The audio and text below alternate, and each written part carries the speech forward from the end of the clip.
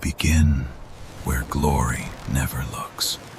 The cold reaches you first because rank places you closest to the filth. Above you sit men with heavier cloaks, better steel, and the right to stay warm.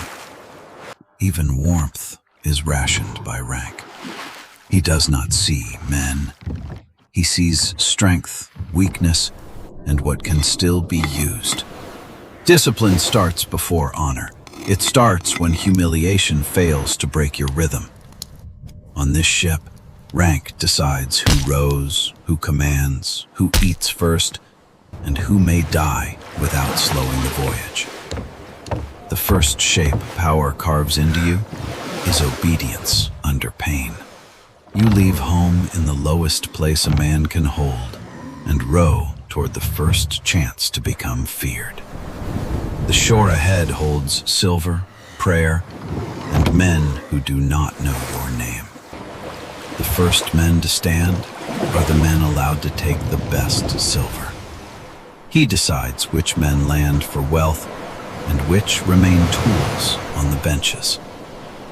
The first door out of humiliation opens because somebody finally decides you are useful enough to risk. Even your shield tells the truth about your station. Rank teaches patience by making you taste denial at the edge of reward. The sea lets go of you, and discipline turns into motion. The only road upward in this world begins where fear and obedience meet. Humiliation made you row. Discipline teaches you how to charge. And once the gate opens, the climb begins in blood. You enter a world built for prayer and break it in seconds. The first kill comes before your courage is ready. Your rise begins the moment your hands do what your soul still recoils from. The first silver feels heavier than food ever did, because now it carries blood with it. Fear turns quickly into method. The raid stops being theft and becomes survival the moment the shore fights back. For the first time, your violence protects more than your own skin. Even victory is divided by status. He is no longer measuring whether you can row. He is measuring whether you can be used again. Promotion arrives as silver stained with the proof of what you did to earn it. In this world, honor is not how they raise you. Space is. Heat is. Silver is. You come home blooded, fed, and still not accepted. Rank first appears in inches. Drier wood, better cloth, a bowl placed closer to warmth. The first thing rank brings is not safety. It brings witnesses. In a hall like this, standing up is already an answer. The hall makes space for a verdict. Respect is never given to men who came from below. Discipline is what keeps humiliation from becoming surrender. You do not fight like a polished man. You fight like a hungry one. You win in a way the hall cannot deny. When the room goes quiet, you know the old contempt has cracked. The next raid begins with your body placed where better men used to stand. You no longer wait for the breach. You enter with it. Now you begin shaping the raid instead of simply surviving it. Even the retreat places you among different men now. Rank becomes real when other men move their bodies to make room for yours. You are not at the top, but you are no longer at the edge. The climb becomes real when the man beside you at the bottom can no longer sit beside you at all. The bench has moved closer to the fire. So has the danger. The next step upward is not one in open air. It is granted under a roof where men bind one another with blood. Here, space is power made visible. You have climbed far enough to be noticed, not far enough to belong. The powerful are measured by how high they sit and how many bodies stand between them and danger. The climb is counted in steps other men are not allowed to take. Here, the body is used as proof that words will cost flesh. The promotion sounds like honor. It is really a sentence. Rank arrives as weight. Better cloth, better iron, better claim on space. Even the hall changes shape once you are allowed to stand above more of it. The first privilege of power is not comfort. It is being obeyed. The price of standing nearer power is learning who must kneel below it.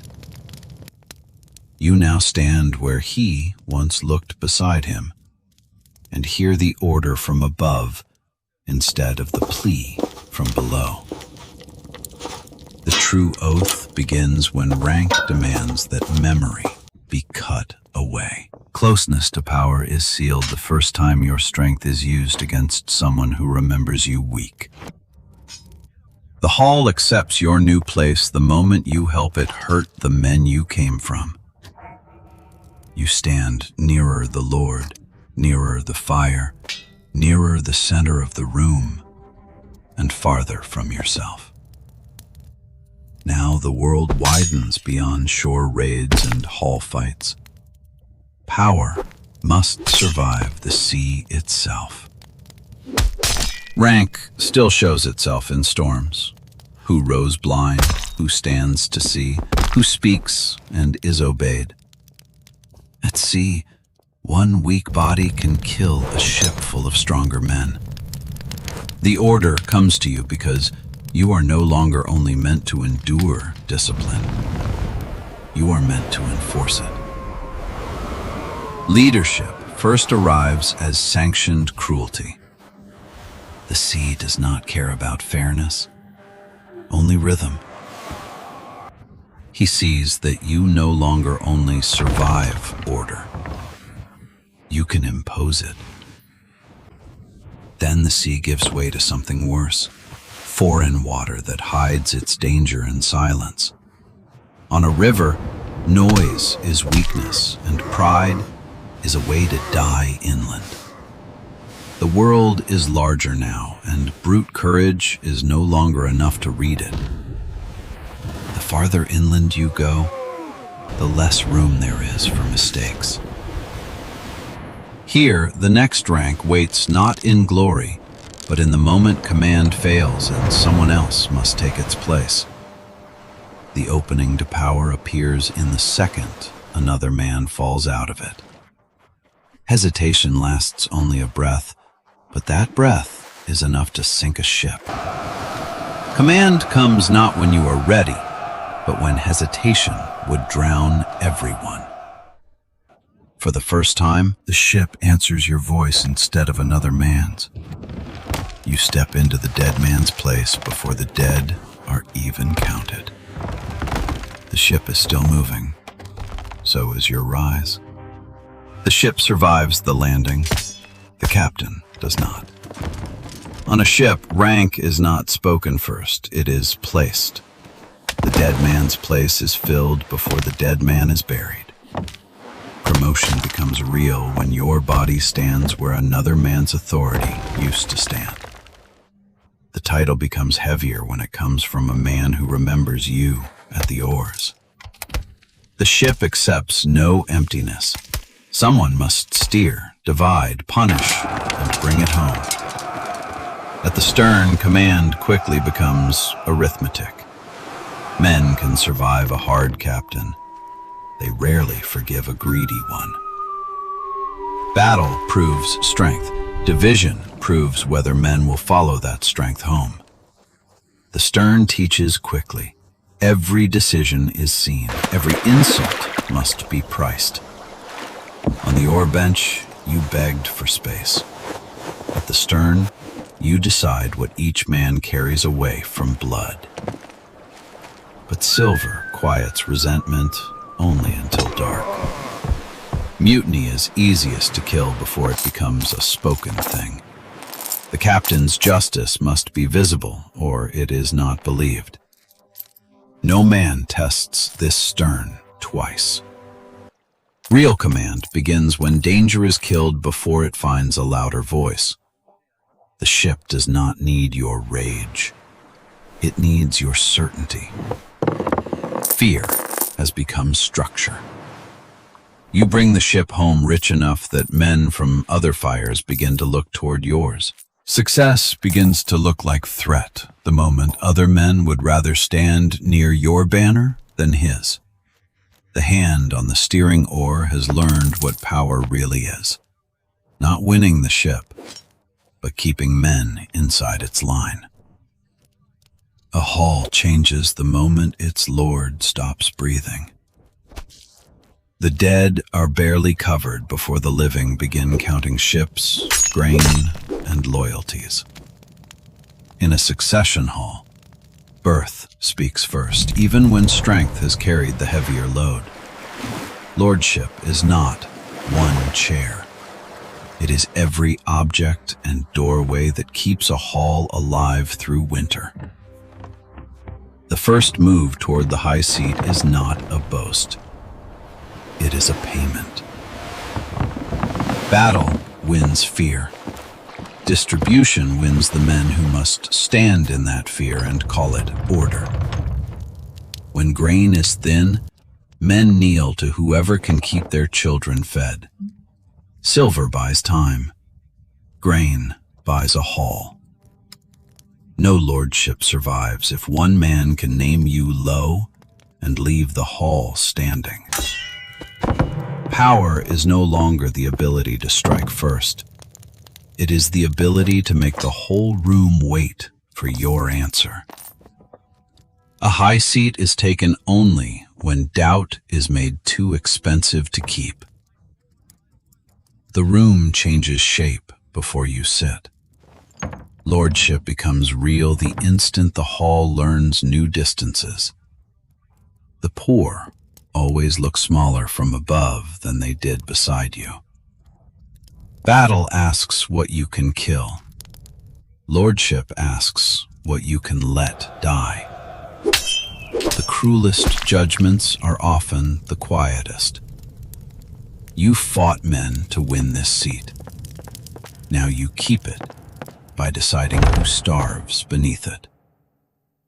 By now, war is no longer a raid. It is a map made of hostages, tribute, and shorelines waiting to burn. The men around you no longer ask who can fight. They ask who can be trusted with sons, ships, and winter grain. At this height, loyalty is no longer spoken. It is secured. Kingship first appears as the right to hold another man's bloodline in your hand. The higher you climb, the less war looks like courage, and the more it looks like arrangement. Power spreads when other ambitious men decide your victory is safer than your anger. Then the map becomes smoke. You no longer see one settlement.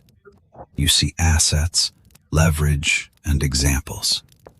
The violence is colder now because it no longer has to touch your hands directly. Mercy has left the story. Calculation has replaced it.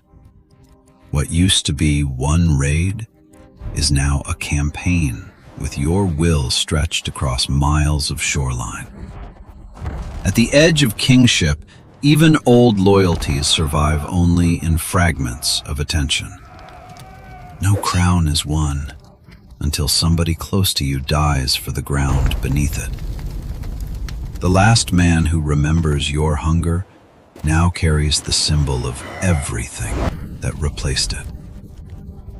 The cruelest thing rank teaches is that grief can wait, while victory cannot. The last living bridge to the ore bench falls, and the army keeps moving. And when the dead are not yet cold, men begin naming the next ruler. The crown reaches you only after the men who helped build the road are dead, broken, bought, or kneeling. The crown lands like armor you will never be allowed to remove. Kingship does not gather friends. It arranges distances. The reward for winning power is immediate labor inside a wider machine of suffering. You have reached the rank that stands above jarls, above captains, above the ore bench, and nothing about it feels warm.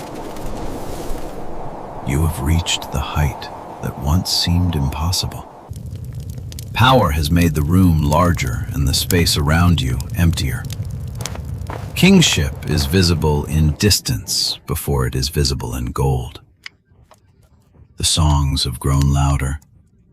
Your world has grown quieter. You finally sit above every man who once denied you warmth and discover that no one can reach you there except guards. The room is emptier here, but the rank comes with you. The signs of success now weigh more than the silver ever did. Even your solitude is ranked now. The highest rank still carries the shape of the lowest place you survived. Before rank divided you, the cold belonged to both of you equally. Power did not erase humiliation. It taught you how to live long enough to wear it differently. Kingship does not erase humiliation. It embalms it. Triumph always sounds smaller once the shouting is done. The hall no longer waits for your feelings. It waits for your posture. The throne and the oar ask the same thing of your hand. Hold until the body hardens around the task.